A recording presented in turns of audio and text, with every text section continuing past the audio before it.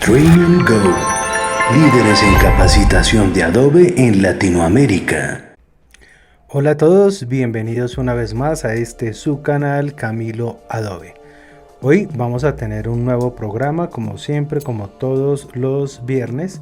Vamos a estar hablando de un tema muy importante en este caso, que es el tema que tiene que ver con los formatos, ¿no? Es un tema que es demasiado importante y bueno, muchas veces la gente quiere ver que hagamos cosas con diseño, cosas con animación, fotografía, diagramación, que bueno, de eso tenemos bastante acá en el canal.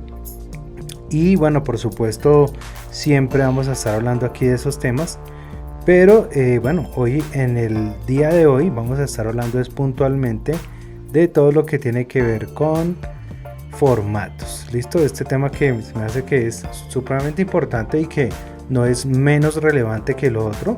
Así que si ustedes tienen preguntas que tienen que ver sobre formatos o han visto algún tipo de formato de archivo, extensión de archivo que ustedes nunca han visto y dicen, Camilo, una vez recibí un formato así y no sé de qué se trata, bueno, me pueden preguntar sin ningún problema. Aquí vamos a estar respondiéndoles y voy, como siempre, estar pendiente del chat.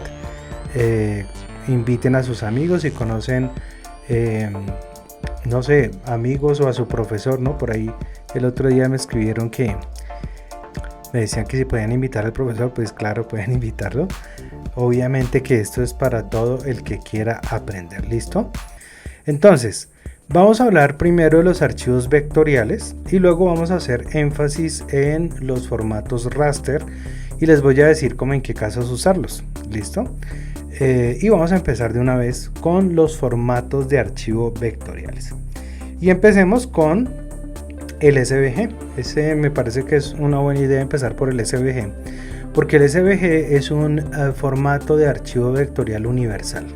Es decir, lo utilizan personas que trabajan en web, en aplicaciones. De repente tú vas a buscar un logo en Google o en algún lugar de estos donde venden o se descargan iconos y van a encontrar que esos vectores están en SVG. ¿Qué es el SVG? SVG significa Scalable Vector Graphic o gráfico vectorial escalable.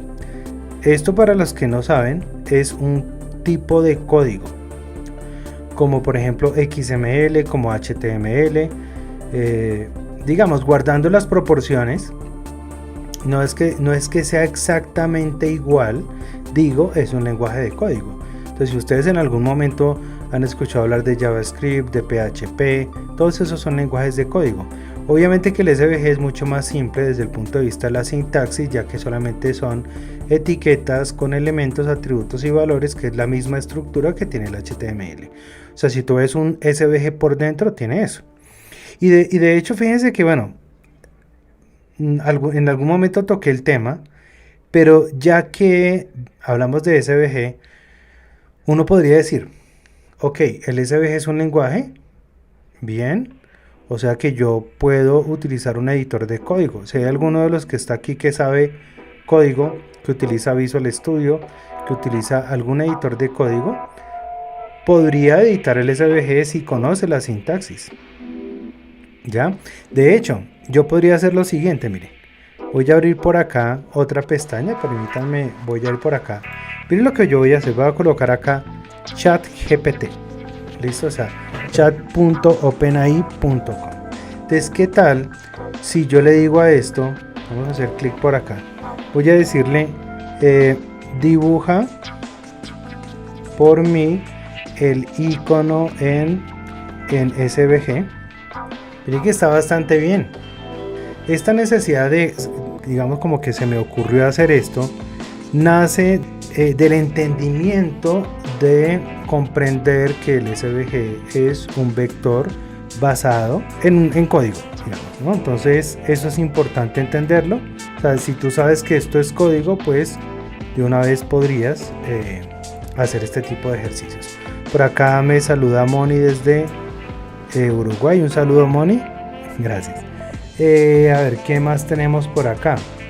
Vamos a mirar, vamos a ir de nuevo por aquí a la presentación, coloquémonos acá. Entonces, ¿qué podemos decir del SVG? Que el SVG es un formato vectorial que tiene que ver con un formato basado en etiquetas como el XML, que se puede utilizar en web y en aplicaciones, que es 100% compatible con Illustrator, por lo cual ese logotipo que yo hice de Twitter, yo podría ir aquí a Illustrator, decirle archivo, decirle abrir, buscar lo que hice acá en el escritorio y abrirlo, y miren que acá me abre, ¿sí ven? Entonces al abrirlo en Illustrator, eso significa que yo podría seleccionar los puntos de ancla, ¿no? Etcétera, y comenzar a editarlo, porque Illustrator es 100% compatible con SVG. Hay otros programas que son compatibles con SVG. Photoshop, por ejemplo, te puede abrir un SVG y rasterizarlo, ¿no? Si yo le digo abrir, él lo rasteriza. Puedo guardar SVGs en la biblioteca, ¿no? Para que lo tengan también en cuenta. Esta biblioteca que se llama la biblioteca de la nube, ¿no? Libraries, que aparece en español bibliotecas.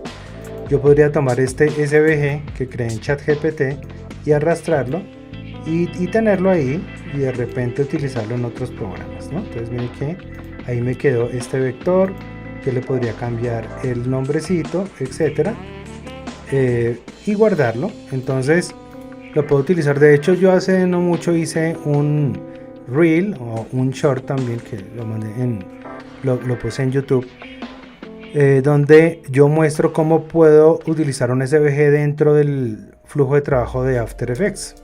¿Sí? En After Effects puntualmente yo tengo que utilizar las bibliotecas, y ya en la biblioteca sí puede incorporarme ese SVG para yo hacerle algún tipo de animación básica, podríamos decir. Pero sí que es cierto que si yo quiero hacer algo un poco más avanzado en After Effects, sí ya necesitaría guardarlo como punto ahí. Pero bueno, aquí está y lo pueden utilizar. ¿Listo? También el SVG se puede utilizar en Animate, lo pueden abrir en Animate y usarlo. También en InDesign. Bien. Bueno, entonces volvamos acá a nuestra presentación. ¿Listo? Entonces tenemos el formato SVG. Tenemos el formato .ai, que es el archivo como tal de Illustrator.ai, y hay que tener en cuenta en este archivo de Illustrator que hay versiones, ¿no? Entonces la última versión de archivo de Illustrator es la 2020. Es importante que si tú vas a distribuir archivos que sean de Illustrator, pues es importante mirar la versión, porque si el archivo por ejemplo es de no 2020 sino por ejemplo CC, dice Illustrator CC, quiere decir que ese archivo es legible para versiones desde 2013 hasta 2019, y 2020 es legible desde 2020 hasta 2023, y ahora que ya está a punto de salir la versión 2024, que de una vez les voy a decir que voy a sacar un video explicando las nuevas opciones de Illustrator de 2024. Ya salió prácticamente la versión de Photoshop 2024 también. Entonces es importante eso. Si tú lo guardas como Illustrator 2020, te sirve para desde el 2020, 2021, 2022, 2023, 2024, ¿sí? Entonces tengan eso en cuenta, y obviamente que si lo guardo como 2020 y alguien tiene una versión como CC 2019, CC 2018, pues no le va a abrir. Pero pues es el formato universal de Illustrator que utiliza, que puede incorporar Premiere, After Effects, Photoshop, InDesign, algunos programas de 3D incluso de otras casas como Autodesk. Es compatible con CorelDRAW, es compatible con Affinity y con otros ecosistemas distintos a lo que maneja Adobe. Luego viene el EPS. ¿Listo? El EPS es un tipo de archivo vectorial universal, parecido al SVG, porque el SVG yo lo puedo crear, ustedes se dieron cuenta, yo lo hice en un blog de notas. Yo lo hubiera podido también crear en Illustrator, ¿no? En Illustrator, ¿no? Ya que estamos acá, yo podría decirle archivo, guardar como, escoger acá en mi computador y decirle, quiero que me guarde como un SVG, es decir, guardar como SVG, y ya estuvo. Y lo guardo. ¿Listo? Pero el SVG eventualmente puede ser creado en otros lados en código si yo quiero hacerlo, ok. O sea, no necesita como tal un programa para crearlo, no es de un programa, no es como decir por ejemplo CDR. Si CDR se sabe que eso lo hace CorelDRAW, ok. En el caso de Illustrator pues es de Illustrator, pero es cierto que hay algunos otros programas, en el caso de Affinity, en el caso de CorelDRAW, que permiten exportar a Illustrator. Bien, en el caso de EPS es un vector universal. El EPS te va a abrir también en la mayoría de programas de diseño. Y en este punto es importante aclarar o recordar que tenemos, y esto lo he dicho en varios programas, pero no está de más porque yo sé que el público va cambiando, que es súper importante utilizar Adobe Bridge. ¿Listo? ¿Por qué es importante utilizar Adobe Bridge? Pues porque aquí nosotros vamos a ubicar todos nuestros archivos. ¿Listo? Entonces todo lo que tiene que ver con, por ejemplo, EPS, ¿cierto? Que yo estoy mirando, por ejemplo, diferentes tipos de EPS, etcétera. Entonces yo quiero revisar un icono o algo así. Miren, por ejemplo, que este es un EPS. Yo estoy acá en una carpeta dentro de mi nube de Creative Cloud. Recordemos que Adobe Bridge es como un explorador de Windows que nos va a permitir previsualizar todo tipo de archivos de diseño. Si yo hubiera querido ver este EPS en el explorador de Windows, de hecho miremoslo, nos vamos a dar cuenta si yo me coloco por acá, si yo me coloco, sí, justamente acá, miren, porque yo estoy viendo acá esta raíz. Miren cómo se ve esto, ¿sí? Miremos el EPS, miren cómo se ve el EPS. O sea, no se ve nada. Pero cuando estamos en Bridge, sí se ve. Entonces es importante que instalen Bridge. Miren, este es otro EPS, este es otro EPS. La mayoría de EPS los puedes abrir, obviamente en Illustrator. Si yo quiero editar ese vector, lo puedes abrir en InDesign, lo puedes abrir en Photoshop. De hecho, también un dato interesante es que yo puedo guardar vectores en Photoshop. Voy a decirle, por ejemplo, acá archivo nuevo, dejémoslo así como 1080 por 1080 y vamos a decirle aquí crear, y voy a hacer cualquier cosa, puede ser una capa de forma. Si vengo por acá, hago una capa de forma y resulta que yo puedo decirle aquí archivo, guardar como, y buscar una opción que se llama, vamos a decirle aquí guardar una copia, se llama Photoshop EPS, mírenlo. Esto nos va a permitir guardar un vector, ¿no? Yo le puedo poner acá círculo. ¿Sí? Vamos a ir por acá. Círculo. Listo. Y si yo lo guardo, por ejemplo, en el escritorio, vamos a ir por acá, coloquémonos en el escritorio, le decimos guardar. Miren lo que él dice, ¿no? Incluir datos vectoriales, gestión de color, incluir función de transferencia, semitonos. Voy a decirle ok, y acabo de crear un vector. Vamos a ver qué pasa si yo le digo abrir, si me coloco en escritorio, si voy al archivo círculo.eps, le digo abrir en Illustrator, vamos a ir por acá, entonces borremos esto, vamos por acá. Bueno, miren que es un vector y fue creado en Photoshop. Entonces por ahí hay mucha gente que dice no, que es que Photoshop no puede crear vectores. No, sí puede. Si lo guardas como Photoshop EPS, sí puede crear vectores. ¿Listo? Entonces este tema me parece que es importante tenerlo en cuenta. O sea que podemos comprender que el EPS es un archivo universal, ¿cierto? Un archivo universal que nos abre en la mayoría de programas y que es vectorial, que Photoshop puede guardarlo, que Illustrator también, obviamente lo puedes abrir en Illustrator y en cualquiera de los programas vectoriales, la gran mayoría EPS, ¿no? Y esto pues nos sirve para entender por qué cuando le pedimos a un cliente un logotipo se lo pedimos en vector, porque hay gente que le dice no, que es que le mandé el logotipo en Word. No, o sea, yo necesito el logo en vector, y esto también lo expliqué en otro programa donde enseñé a vectorizar. Les expliqué por qué es importante el vector y por qué el tema del corte del vinilo, de la resolución, de la impresión, etcétera, porque es tan importante. Entonces, podríamos decir que la mayoría de logotipos los podemos recibir en .ai o en EPS y estaría bien. Tenemos acá uno que es un poco extraño, ¿sí? De pronto la mayoría de personas van a decir WMF, no, eso sí no lo había escuchado. ¿Qué será eso? WMF, como raro. Pues resulta que WMF significa Windows Metafile, y Windows Metafile es el vector de Office. Entonces, si ustedes alguna vez se han metido a PowerPoint, ahí hay unos clipart, unas gráficas que uno incorpora que ya vienen dentro del programa, o las gráficas de Excel. Todo eso son vectores. ¿Qué vectores? WMF. ¿Por qué me interesaría a mí saber que ese vector existe? No dirá alguien, no, pero yo utilizo solo es Illustrator y si al caso EPS o SVG y ya. Pero me parece interesante ese dato porque cuando nosotros estamos trabajando en Illustrator, ¿qué pasa en Illustrator? Vamos a ir por acá. Resulta que yo puedo, vamos a abrir por acá algún archivo vectorial, puede ser este, el dinosaurio, voy a decirle aquí, yes.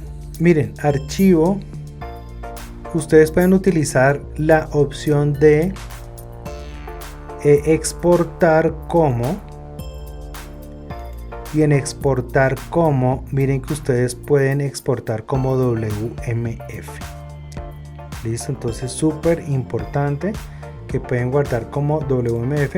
Es decir, que si yo quisiera eventualmente tomar este dinosaurio y colocarlo en una presentación de PowerPoint o en alguno de los programas de Microsoft y yo quiero que llegue allá como vectores, no quiero llevarme un JPG ni un PNG, sino quiero vectores, entonces lo pueden guardar como WMF. Pueden hacer eso con sus logos y allá en las presentaciones de PowerPoint hay gente que utiliza Publisher, otros tipos de herramientas van a poder hacer que desde Illustrator sea 100% compatible, porque obviamente el ecosistema de Office no admite .ai ni EPS. ¿Listo? Entonces eso es importante que lo sepamos. Y por último tenemos este archivo que es el CDR, ¿no? Entonces de pronto algunos dirán, bueno, pero profe, si usted es Camilo Adobe, ¿por qué habla de CDR? Si eso es CorelDRAW y se supone que Corel es competencia de Adobe, etcétera. Bueno, pues porque estamos en el mundo real y en el mundo real las cosas pasan sin que uno lo quiera. Es decir, de repente un cliente te puede decir, mira, ahí te mando mi logotipo y nos manda un CDR. O de repente yo me meto a alguna página de estas donde se descargan logotipos como Brands of the World y podemos encontrar logos en CDR para descargar, ¿no? Entramos acá, por ejemplo, Brands of the World. Entonces vamos a decirle brandsoftheworld.com, enter. ¿Será que escribí mal? Brands of the World. ¿No? Si está bien. A ver. Brands of the World. Entonces, ¿será que la página está caída? Ah, no, está bien, miren. Entonces yo quiero buscar el logo de Toto. Toto acá es una empresa de ropa, de maletas, maletines, de ropa deportiva, ¿no? Muy famosa. Bueno, en Colombia y en algunos países de América Latina ya está, pues es una empresa colombiana. Si yo le doy acá clic, bueno, miren que este está en .ai, miremos este otro. Miren que este está en CDR. ¿Sí ven? Entonces eso puede pasar, ¿no? Nos pueden pasar un logotipo en CDR o de repente lo vamos a descargar, está en CDR. Y resulta que yo lo quiero utilizar dentro de mi flujo de trabajo con Adobe porque voy a hacer un impreso y necesito ese logo, digamos, en InDesign o lo necesito en Illustrator. ¿Qué deberíamos hacer ahí? Pues en esos casos lo que podemos hacer es utilizar alguno de los servicios online CDR to EPS, ¿no? CDR to EPS, to PS, EPS. Como por ejemplo este, ¿no? De hecho también le puedo decir CDR a AI. Miremos por ejemplo este servicio. Entonces esta es la forma como más rápida de convertir archivos que tienes de CDR y de repente los quieres utilizar, ¿no? Acá hay otros formatos. Miren, ustedes se pueden dar cuenta. Pero pues, o sea, con que ya nosotros lo convirtamos a EPS, ya lo podemos utilizar dentro del ecosistema de Adobe. Entonces es cuestión de que suban el archivo, le dicen convertir y ya. Claro, estamos hablando acá de archivos que no sean archivos pues que sean súper mega pesados, que tengan un montón de cosas en CorelDRAW, no. Estamos hablando de vectores sencillos, ¿sí? No van a subir acá un archivo de CorelDRAW de 1 giga, de 500 megas o algo así. Es para cosas sencillas, pero funciona, ¿no? Digamos para la mayoría de cosas. Perfecto, entonces esto que les he nombrado son los formatos vectoriales, ¿listo? Estos son los formatos vectoriales. Y ahora yo lo que quiero es hablar de los formatos raster, ¿listo? Entonces aquí están los formatos raster, y para hablar de los formatos raster también me voy a apoyar de esta otra diapositiva. Cerremos acá. Entonces esta otra diapositiva nos va a servir para diferentes cosas. Vamos a darle aquí presentación. Este es uno de los temas que de repente causa más confusión, ¿no? A veces la gente dice, profe, ¿estará bien utilizar WebP si yo estoy haciendo una página web? ¿O será que utilizo mejor GIF o PNG? ¿O será que de repente uso todo en JPG y ya? Bueno, vamos a hablar de esto, porque pues ahí sí hay bastante confusión en esto, ¿listo? Entonces, número 1. JPG significa Joint Photographic Experts Group y es un formato raster, ¿listo? Ese formato raster tiene una gran característica que es, digamos, como la que lo ha hecho famoso, y es que el archivo JPG comprime, y comprime utilizando un algoritmo que se llama JPG, ¿vale? El algoritmo JPG es un algoritmo que tiene pérdida. Bien, no es que le quite resolución, porque si tu foto mide 1920 por 1080, pues siempre va a medir 1920 por 1080. Pero si tú le das una compresión, la calidad disminuye, porque él hace unos procesos en color que hacen que le quite información de color exacto en los píxeles, y él hace como unos barridos automatizados que va generando color automatizado. Pero cuando esto lo hace a gran escala, lo que termina haciendo el algoritmo de compresión es quitarle, o termina quitándole calidad. ¿Listo? Algo muy importante, el JPG admite los modos de color RGB, CMYK y escala de grises. ¿Eso qué significa? Que si tú vas a hacer una revista, vas a hacer un flyer, vas a hacer una tarjeta de presentación, o sea, cualquier impreso que vaya para offset, rotativa, impresión digital incluso, y quieres hacer separación, aunque normalmente pues, en impresión digital no hacemos separación, pero sí en offset, sí en rotativa manejamos separación, eventualmente podríamos utilizar un JPG. No es el archivo más recomendable, es cierto, pero se puede. Lo que yo recomiendo en el caso de JPG impreso es que no le quiten nada de compresión, es decir, el nivel que utiliza Photoshop, que es 12, lo dejemos en 12. Bien, es cierto que es mucho mejor para imprimir el TIFF. Lo que pasa es que muchas veces los clientes ya te mandan el JPG, ¿no? Te dicen, mira, aquí saqué esta foto con mi celular, o fotos con cámara, y te dicen, mira, aquí está el JPG, y pues ya tienes que usarlo. Entonces no sirve de nada convertir el JPG a TIFF, que hay gente que hace eso no sirve. O coger el JPG y subirlo de 8 bits a 16, eso tampoco te va a servir la mayoría de las veces, porque la información ya existe en JPG y a veces tenemos que utilizarlo. Pero donde más se utiliza el JPG es en web, ¿vale? Y es súper importante que entendamos que si nosotros vamos a trabajar en web, voy a abrir por acá el Photoshop, voy a cerrar por aquí esto, voy a abrir una foto, puede ser por acá en bibliotecas, vamos a decirle por acá reintentar, y voy a abrir cualquier foto, ¿sí? Por ejemplo esta. Vamos a darle doble clic, ok.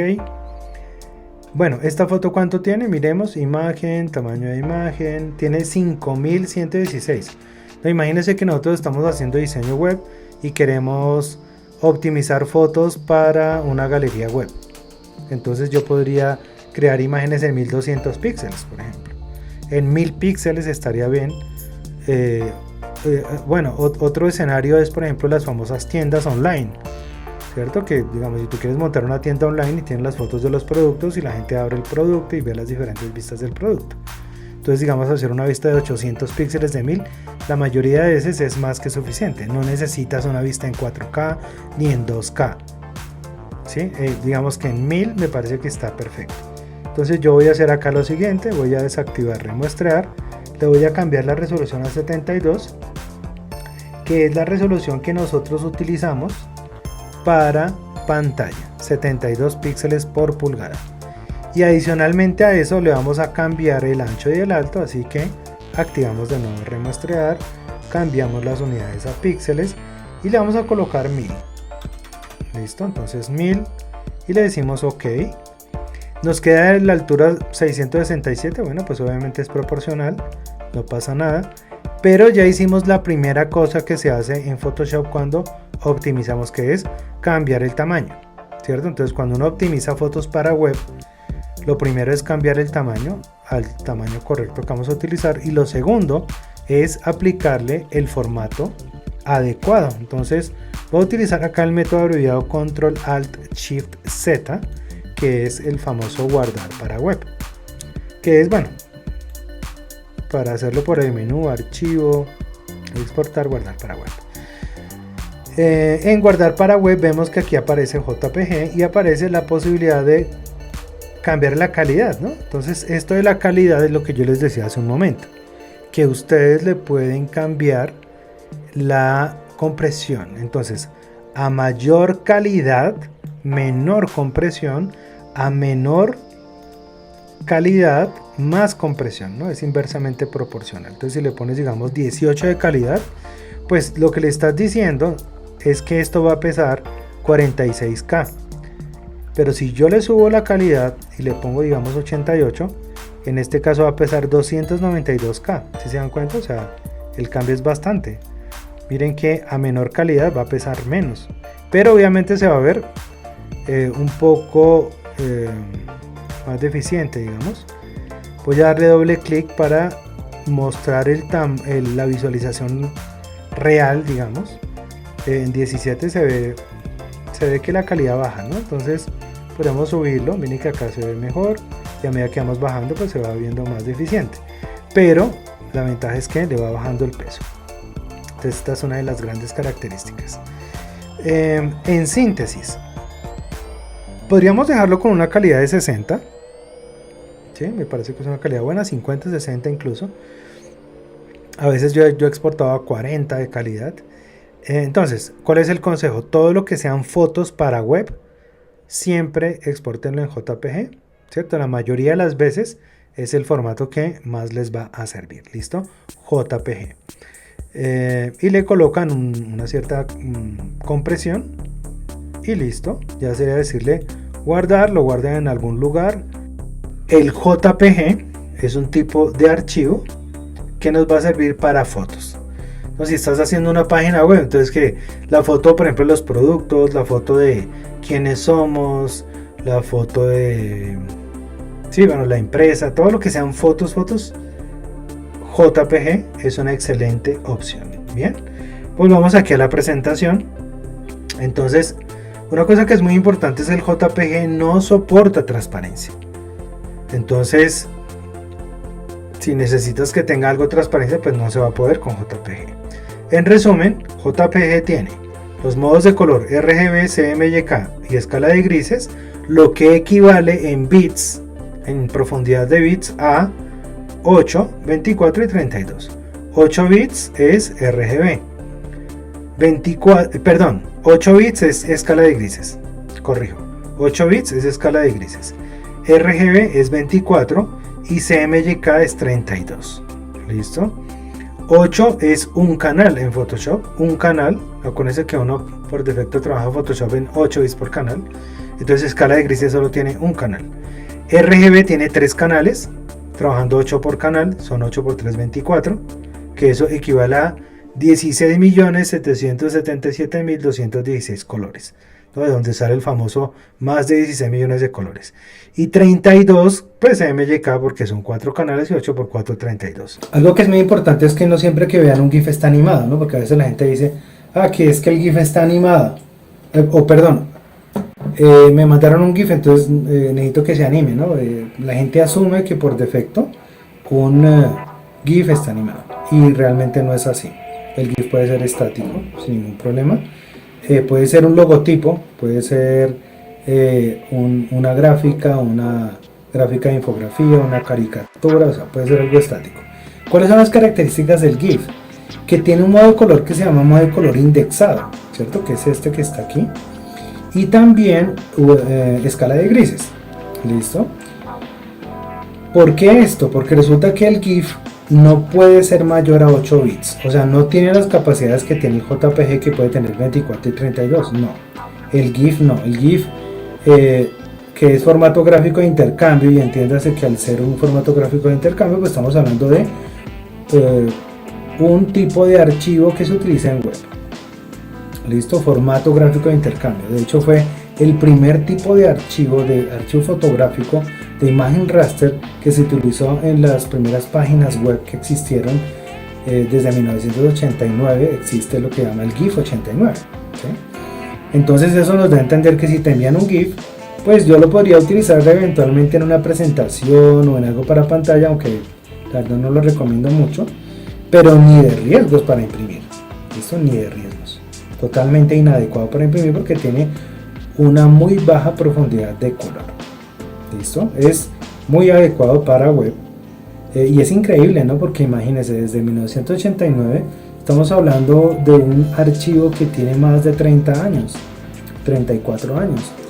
Y sigue tan vigente hoy día, ¿no? Porque ustedes mientras están chateando están enviando GIFs y todo el tiempo vemos GIFs y los memes son GIFs. O sea, impresionante esta tecnología, cómo ha perdurado durante toda la historia del internet.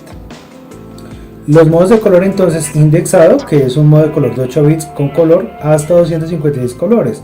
Recuerden que 8 bits significa, o en color, representa 256 colores nada más. O sea que si tú ves un GIF no puede tener más que eso, ¿sí? O sea, como si estuvieras jugando Mario 2, ¿no? Con esos que se ve como el color así pixelado, así se ve un GIF. Bien, entonces modo de color de GIF, indexado y escala de grises. Y pues la profundidad de bits 8. Maneja una compresión, ¿no? La gente a veces no lo cree, pero sí maneja una compresión, que es la compresión LZW, que es una compresión que dice que es sin pérdida. Ya cuando yo me voy, por ejemplo, al caso de Photoshop, vamos a ver por acá. Entonces lo que podemos ver es que, vamos a ir acá a Photoshop, en el momento, por ejemplo, que yo quisiera utilizar algún tipo de archivo, por ejemplo miren, este que es un SVG, ¿cierto? Yo podría utilizarlo dentro de Photoshop si yo, por ejemplo, arrastro esto, ¿no? Entonces vamos a ver qué pasa si yo tomo esto y lo arrastro. Miren que ahí está, ¿sí ven? Ahí está. Vamos a ir por acá, miren. Ahí está el pajarito de Twitter. Y yo podría pues eventualmente borrar este fondo, ¿cierto? Y utilizar nada más esto y decirle, bueno, quiero que esto se exporte como un GIF, ¿sí? Entonces voy a colocarlo por acá. Voy a subir esto por acá, doble clic, voy a crear una capa nueva por aquí abajo, control clic,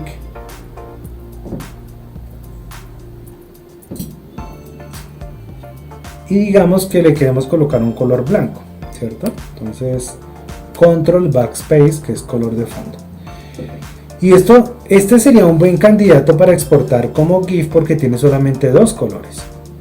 O sea, el GIF no lo recomiendo para nada en el tema de las fotos, sino que la recomendación es que como el GIF tiene tan poca profundidad de color o tan pocos colores, porque solo tiene 8, De hecho, si ustedes ven en Photoshop y le dicen modo y se cambian a color indexado, se dan cuenta, voy a decirle aquí combinar capas, que el modo de color indexado solo tiene 256 colores, puede ser menos, puede ser 128, podría ser 32, pero cuando yo exporto esto a GIF, aquí a través de la misma opción que utilizamos hace un momento, nos damos cuenta, acá donde dice GIF, que este archivo puede tener hasta 256 colores. Y acá es donde cobra un poco de sentido lo que les decía hace un momento, que puede ser escala de grises. Eventualmente, en este caso, al ser solamente blanco y negro, pues podría irse como escala de grises sin ningún problema, ¿sí? Es decir, se le podría cambiar el modo de color a escala de grises. Ustedes pueden ver acá los diferentes tipos de opciones de paletas. Hay una que se llama escala de grises, ¿sí? Entonces yo podría enviarlo con esto. Obviamente que al ser un logotipo que tiene ciertas curvas, hay que mirar ese suavizado, ¿no? Para que no vaya a quedar muy dentado, ¿no? Lo que llaman en inglés el jagged, ¿no? Dentado. De repente lo podemos colocar con 128 colores y tal, pero miren que es sumamente liviano, 10 kilobytes, ¿sí? Entonces es muy adecuado en web cuando vas a trabajar lo que te digo, ¿no? Iconos, logotipos, caricaturas, infografías o todo lo que sea tono. De hecho, voy a hacer algo. ¿Qué tal? Vamos a decirle control Z. ¿Qué tal si le colocamos? De hecho, le voy a dejar ese azul y voy a decirle al pajarito que tenga aquí por la opción esta de estilos de capa, que tenga un color blanco, ¿cierto? Entonces vamos a dejarlo por acá así, color blanco que sea 255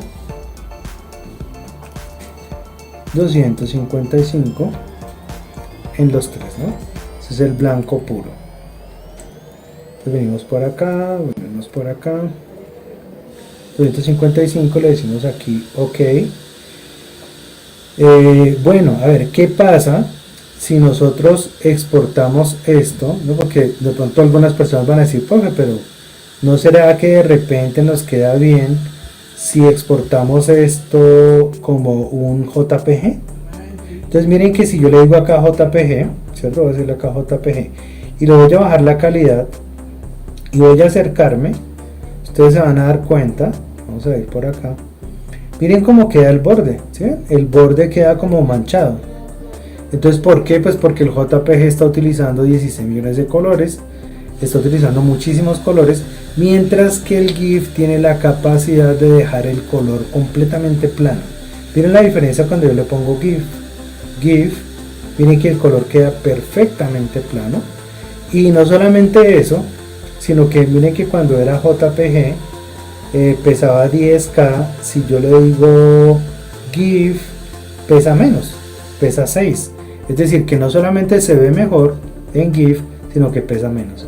O sea que la elección en este caso es utilicemos GIF si vamos a trabajar imágenes de tonos planos. Bien, bueno, el GIF tiene transparencia, que es una transparencia indexada, y es nada más que decirle a un color que no exista, no es como decirle mira, ¿sabes qué?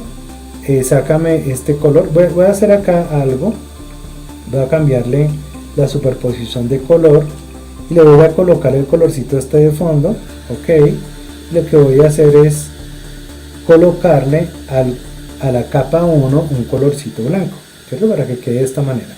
Voy a decirle archivo, de nuevo exportar, de nuevo guardar para web, y en este caso voy a decirle que el blanco salga transparente. Entonces si yo quiero eso, pues bastaría con decirle, mira, quiero que seas GIF, y como ya sé que el GIF trabaja en modo de color indexado, pues la transparencia es indexada.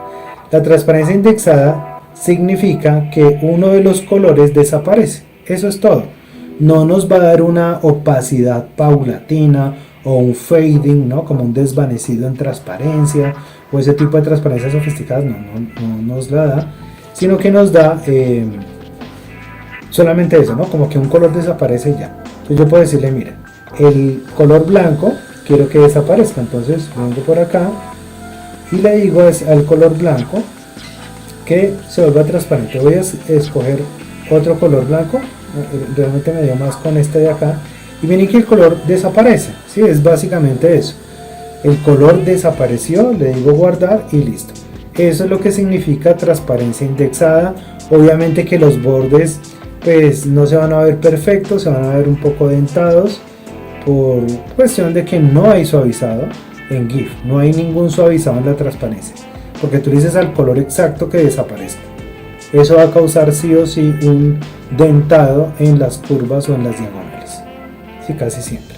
Pero bueno, eso es lo que podemos hacer con los GIF, ¿no? Ya saben en qué momentos usarlos. Tenemos el PNG, que es donde hay más dudas, y yo he encontrado acá gente que utiliza el PNG para absolutamente todo y a veces con malos usos. Entonces acá es donde yo creo que van a aprender más. Entonces, el PNG, ¿qué significa? PNG significa Portable Network Graphic. Portable Network Graphics. ¿Listo? Esto significa gráfico portable para redes. ¿Listo? Gráfico portable para redes. O sea que no es para imprimir tampoco, porque te está diciendo que es para redes. O sea, el PNG se creó para ir por internet. Es un documento que se crea para páginas web, sí, esencialmente. Entonces, el PNG es muy interesante desde el punto de vista que se puede utilizar parecido al JPG. Desde la profundidad de bit lo estamos comparando, porque fíjense que el PNG, al igual que el JPG, tiene 8, 24 y 32. ¿Listo? Tiene esa particularidad, puede trabajar esos tres tipos de profundidad, pero de manera distinta. Los 8 bits acá también se refieren a escala de grises, pero a indexado, cosa que el JPG no trabaja. JPG no tiene indexado, tiene esa escala de grises. El PNG sí tiene indexado. Es decir, hablándolo en términos prácticos, que un PNG de 8 es igual a un GIF, que ya sabemos que por sí es 8 bits. Es decir, que un PNG 8 luce exactamente igual que un GIF.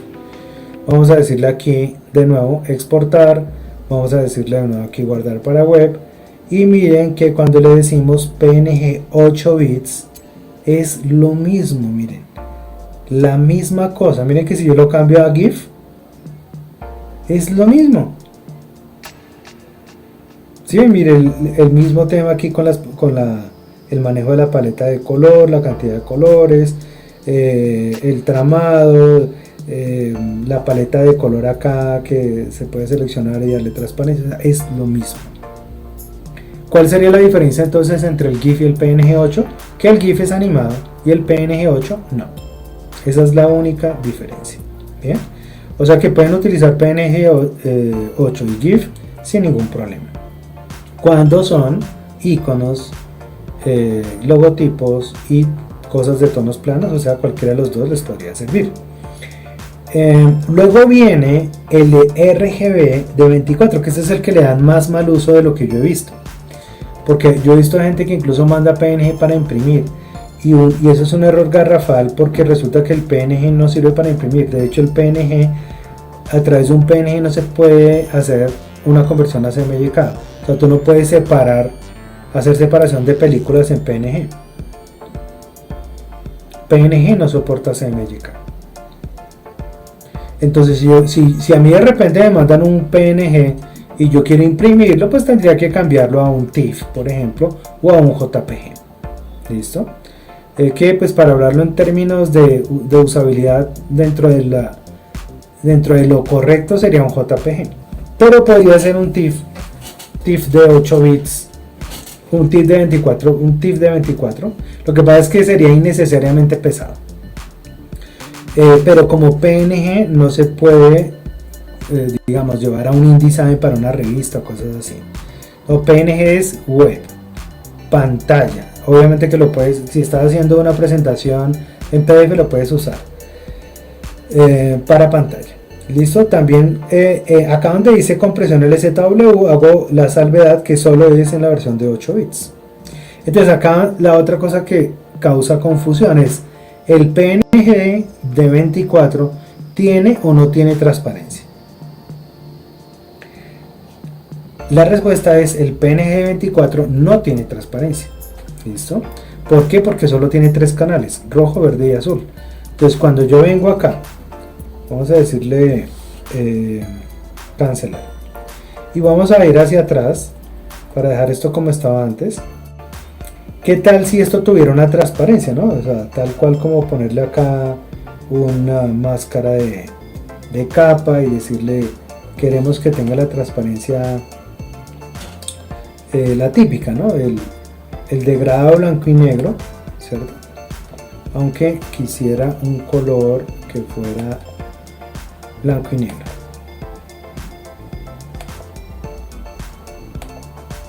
Puede ser este. Entonces acá tenemos la transparencia. Por ejemplo, si esto yo lo enviara como GIF, miren lo que pasa. Vamos a decirle exportar, guardar para web. Bueno, JPG se vería blanco porque no tiene transparencia. Y el GIF, miren cómo se vería. ¿Sí ven? La transparencia indexada no hace fading. Es decir, no nos va a dar el efecto que queremos. Si yo lo coloco como PNG24, que es esta opción, sin transparencia, es decir, asumamos que el PNG solo, que tiene RGB, 8x324, solo los 3 canales, no tiene transparencia. Yo no sé si de pronto alguno de los que está acá recordará Fireworks o de los que vea este video después, cuando quede este video grabado y después lo vean. En Fireworks había una cosa que se llamaba la optimización de los archivos, y en ese panel de optimización decía literalmente PNG32. Ahí sí lo decía. Photoshop no lo quiso incorporar de esa manera. Lo que hizo Photoshop fue sencillamente poner PNG24 y que quedara opcional el hecho de cargarle o no los 8 bits de la transparencia, que lo subiría a 32. O sea que cuando tú activas transparencia, le estás cargando otros 8 bits de canal alfa, ¿no? Por eso hablamos de 32 aquí en la presentación. Por eso yo digo acá que puede ser 32 cuando estamos hablando del PNG, el cual se le carga un canal alfa. Y esto ya es mucho más avanzado. ¿Por qué hablamos de transparencia indexada? Sí, porque es igual que el GIF, pero también transparencia alfa, que ya es una transparencia mucho más sofisticada, porque te está cargando como tal toda la información del canal alfa, o sea, toda la transparencia. Y fíjate que si quieres una transparencia así como la estamos viendo, con ese desvanecimiento, si de repente yo coloco sombras o ese tipo de cosas que necesitan un desvanecimiento mucho más preciso, ¿verdad? Que se vea mucho mejor, pues obviamente necesitamos un PNG24 que es pesado. Otra cosa, el PNG no tiene, el PNG24 ni el 32 tienen compresión, por eso son tan pesados. Entonces, ¿cuál es un error común? Voy a ocultarle momentáneamente la transparencia presionando Shift Click. ¿Qué pasa si yo opto por exportar esta imagen, Control Alt Shift S, como PNG en vez de JPG, que fue lo que les dije, ¿no? Les dije, fotos exporten la JPG, ok. ¿Qué tal si soy terco y digo no? Yo lo que quiero es exportarlo a PNG porque me han dicho que eso es lo mejor. Bueno, miren lo que pesaría, 948 kilobytes.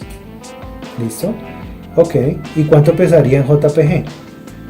128. Imagínense la diferencia, de 128 a 940 y pico.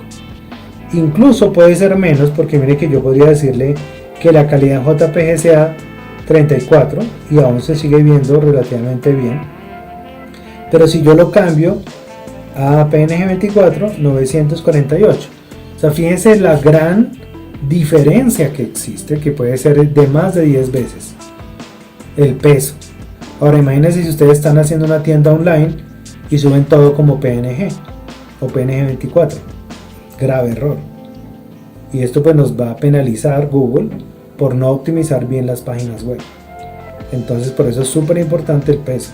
Bien, pero es decir, obviamente que en los casos en los que yo sí necesito un elemento que tenga una transparencia, de repente quiero subir en mi sitio web una flechita que tiene una sombra, pues obviamente lo podría subir como PNG 32 y estaría perfecto, porque son elementos esporádicos, digamos, no es que estoy mandando todas las fotos en PNG, no, fotos de productos en JPG.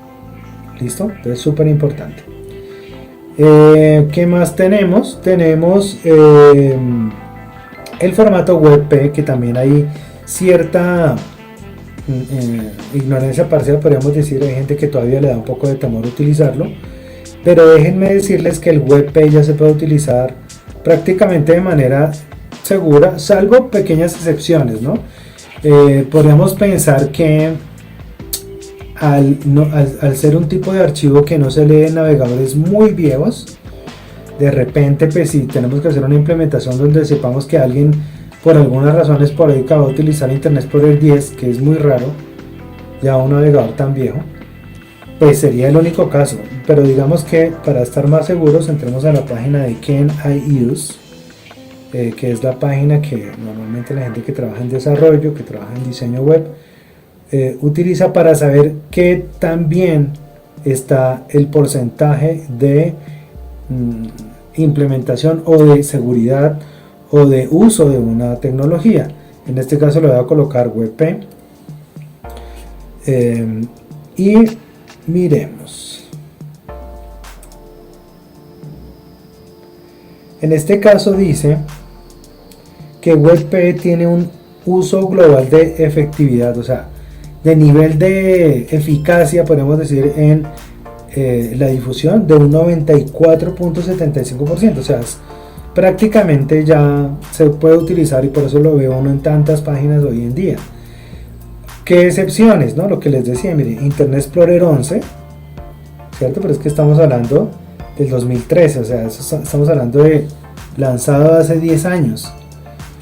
Digamos, sería la única salvedad. Algunos navegadores, por ejemplo, algunas versiones de Safari, versiones muy antiguas de Chrome, de Firefox, por acá tenemos el KaiOS Browser, y versiones muy antiguas de Android, que estamos hablando del año 2009, 2011, también bastante antiguo, ¿no? Entonces, podemos decir que la gran mayoría de páginas hoy en día puede utilizar WebP y pues no pasaría nada, estaría perfecto. Pero igual pues hago la salvedad, ¿no? No está de más hablar de esas pocas excepciones en las que yo diría, bueno, acá no deberíamos utilizarlo. Pero entonces, ¿a qué voy con esto? Que el archivo WebP tiene, por un lado, que nos trabaja el modo de color RGB, sí, es importante decirlo, trabaja las profundidades 24 y 32, o sea que es como utilizar un PNG 24 o 32, es decir, puede utilizar canal alfa, pero tiene compresión, lo que no tiene el PNG 24. Recuerden que esta compresión solo trabaja en 8. Acá, esta compresión sí puede trabajar en 24 y en 32, y es una compresión brutal, porque no pierde calidad, pero comprime mucho. Es basado en un algoritmo que se llama BP8. Entonces, si de pronto alguno recordará un formato que se llamaba el WebM. El WebM era un formato de video que salió en la época cuando comenzó a incursionar toda la tecnología HTML5, más o menos en el año 2010, 2011. Comenzaron a incluirse formatos de video nativos de navegador, porque antes de eso los videos se veían a través de Flash Player o a través de QuickTime. Cuando el video comenzó a ser nativo de los navegadores que comenzaron a soportar HTML5, Google Chrome, Safari en primera instancia, luego se unió Firefox y de última llegó Internet Explorer. Pero los primeros formatos de video que se soportaron fueron MP4, WebM y uno que se llamaba OGG. Pero resulta que este WebM es de esa misma tecnología, y ese formato de video que se creó en ese entonces tenía el motor de compresión BP8. O sea que ese motor de compresión potente que utilizaba ese formato de video que incursionó en esa época, que ya la verdad en este momento ya el formato WebM casi ya no se usa, porque el formato MP4, que tiene el algoritmo H264 de compresión, ya se estandarizó prácticamente en la mayoría de navegadores, así que casi siempre que ves un video es MP4. Pero se conservó el algoritmo BP8 que se incorporó en el formato WebP, de tal suerte que vas a tener un formato muy potente, con transparencia y todo lo demás, con la gran virtud de que va a pesar muy poco. O sea, es extraordinario lo que hace el WebP y por eso la mayoría de personas ya lo están implementando de manera frontal y sin miedo, podríamos decir, en el desarrollo de diseño web. ¿Cuál es la otra buena noticia? Que por muchos años, aunque este manejo ya venía desde hace varios años, por muchos años Photoshop no soportaba WebP y entonces tocaba utilizar un plugin, ¿no? Que yo utilizaba precisamente, habían varios. Entonces uno tenía que instalar un plugin para que soportara WebP. Bueno, la noticia es que Photoshop ya soporta WebP y no solamente Photoshop sino también Illustrator. El detalle, pues que cuando yo voy a Photoshop, vamos a ir por acá, claro, lo ideal, ¿no? Por lo menos desde mi punto de vista, lo ideal es que aquí por lo menos en esto de guardar para web, lo hubieran incorporado acá mismo, ¿no? Pero pues digamos que acá no está. Aquí lo que está es el WMP, que ese no es WebP, ese es otro. WMP es un archivo de 1 bit, ¿no? Que eran como las imágenes de los celulares pantalla verde, pantalla azul de hace 20 años, que era solo 1 bit. O sea, digamos es esto, ¿no? Si lo quieren ver, ¿no? Imagínense los celulares de hace 20 años. Teníamos imágenes como estas, ¿no? Pero yo no estoy hablando de eso. Yo lo que estoy hablando es de archivo, guardar como. Miren, ya aparece. Desde la última actualización de Photoshop 2022, que fue hace casi un año, ya aparece. Ya no necesitas un plugin para guardar como WebP. No solamente para guardar, sino para abrir. ¿No? Como que descargaste un archivo WebP de Google, lo puedes abrir sin problema. No pasa nada, Photoshop te lo va a aceptar. De todas maneras, tengamos en cuenta que esta exportación tiene una variante que se llama la exportación de recursos o el exportar como, que esta es otra forma de exportar en Photoshop que normalmente va asociada a las mesas de trabajo de Photoshop. Miremos a ver en este caso.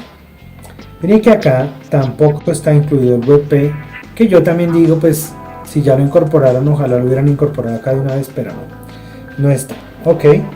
Pero vamos a ir a Illustrator. Miremos a ver el panel de exportación de recursos de Illustrator. Aquí donde es esto de Assets, exportación de recursos. Y miren que acá sí lo metieron. Voy a acercarme porque no sé si... O corramos esto. No sé si de repente ahí, como yo estoy saliendo ahí abajo, no sé si de pronto no lo alcances a ver. A ver, espérense un momentito. No me gusta mucho trabajar con el pad del portátil, pero bueno. Miren, ya aparece, o sea, aquí sí está. Obviamente que aquí está el SVG y hay otros, ¿no? PDF, OBJ en el caso, por ejemplo, de los elementos 3D y otros tipos de elementos también para 3D, pero está el WebP. O sea que yo puedo desde Illustrator exportar a WebP, exportar a SVG, obviamente. Pero es importante que sepamos para qué existe y por qué y en qué caso yo exportaría a WebP. ¿Listo? Entonces, ese tema es bastante interesante. O sea, si uno trabaja en diseño web, uno debería saber esto. De hecho, si uno trabaja en diseño, uno debería saber esto, ¿no? Porque todo el tiempo recibimos SVGs, EPS, archivos de Illustrator, bueno, etcétera. Y bueno, por último el PDF, que es como un híbrido, ¿no? El PDF puede ser muchas cosas. El PDF puede ser solo raster. Si alguien coge y escanea un libro en un escáner, o si le toma fotos a un libro y lo vuelve PDF, pues todo serían fotos y sería un PDF. Pero si tiene vectores y fotos, por ejemplo un archivo de Photoshop o de InDesign, pues el PDF tiene la capacidad de albergar archivos, fotos, texto, vectores, es decir, todo, ¿no? Entonces es un archivo híbrido que puede contener todo esto, puede contener también metadatos. En alguna época de la historia, ¿no? Esto ya lo digo como a nivel de cultura general, el PDF pudo incluir video, pudo incluir animación, pudo incluir elementos de 3D cuando soportaba Flash Player, ¿no? Entonces uno podía instalar el Flash Player y el Acrobat podía leer el Flash Player, o digamos que ese plugin tenía la capacidad de poder previsualizar elementos complementaba con Acrobat y uno podía ver elementos, videos, ¿no? Con audio incluso, pero pues en el momento en que ya se dio por terminado la tecnología de Flash SWF y el Flash Player, que eso fue en el 2020, pues ya el PDF perdió todos esos superpoderes y lo único que podemos hacer ahorita es colocar botones en un PDF y navegar. Eso es lo único que podemos hacer a nivel de interactividad. Pero el PDF es muy importante obviamente dentro de todos los temas de diseño, y pues si tienes la suscripción de Adobe Creative Cloud, puedes tener el Adobe Reader Premium, ¿no? Que es instalar la aplicación Adobe Reader en tu celular, pero si tienes una suscripción de Adobe Creative Cloud tienes el Adobe Reader Premium, que te permite editar PDFs dentro del celular, borrar fotos, cambiar de páginas, editar texto, hacer que tenga una vista líquida, entre otras cosas, ¿no? Entonces me parece muy interesante el formato PDF. Bueno, chicos, hoy fue una clase muy técnica. Hablamos de los formatos y bueno, digamos que es mucha información, yo sé. De repente no es una clase tan llamativa como uno hacer animaciones y crear efectos en Photoshop, en Illustrator, o crear este tipo de cosas, pero yo decidí hacerla, aunque de repente no es el video que va a tener más vistas, pero yo siempre he querido como colocar dentro de mi canal todo el conocimiento que yo entiendo que un diseñador debería tener, digamos, sin importar si voy a hacer un video archivista o no, pero yo me preocupo porque la gente conozca los temas y ya pues será interés de cada cual ver si los veo o no, pero desde mi punto de vista esto lo debería saber cualquier diseñador, y estos son temas que normalmente en las universidades no enseñan, así como yo les muestro. Entonces por eso quería hablarles de esto. Tenía otros videos similares a esto de hace muchos años, pero no tan completo como el que les expliqué hoy. Entonces bueno, si les gustó denle clic en me gusta. Si tiene alguien una pregunta puede hacerlo, no hay ningún problema, yo la puedo responder.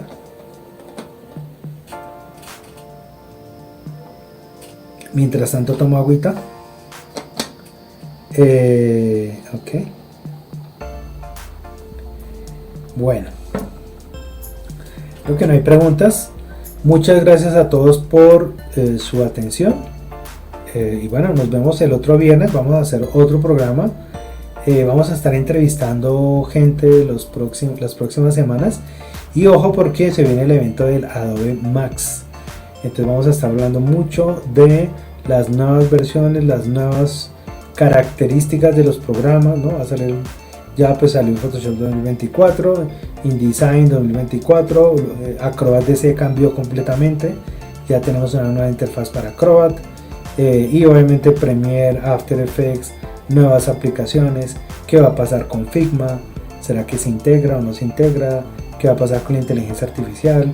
¿Será que van a seguir destapando más cartas? Bueno, de todo eso vamos a estar hablando en próximas emisiones. Entonces, muchas gracias a todos.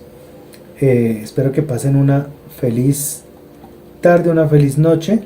Y nos vemos entonces el próximo viernes en otro programa de Live con Camilo Adobe. Hasta la próxima. Train and Go.